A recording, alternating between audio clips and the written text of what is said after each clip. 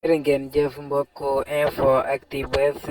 dal leen ak jàmm ñu ngi leen di fàttali ngeen di abonné te activer cloche de notification bi ngir bépp vidéo boo xamante ni day bàyyi ko fii ci info Actubuzz ngeen mën a bokk ci ñi nga xamante ni ñoo koy njëkk am.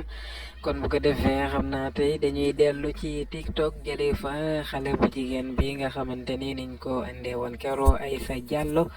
ñu man ko tudde meilleure tiktokeuse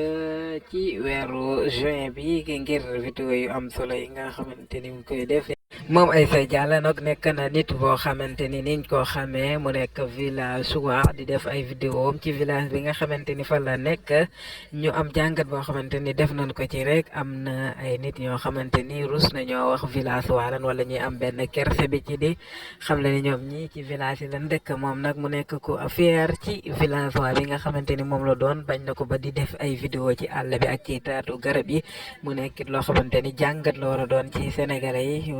rawatina ñi nga xamante ni ay jigéen lan yoo xamante ni dañuy faral di def ay TikTok wala ñenn ñi sax dëkk ci àll bi mais am nañ kersa ngir xam ne ni ñoom ci àll bi lan dëkk. jërë ngeen jëf ci info Actubuzz leen di abonné ba beneen yoon incha allah.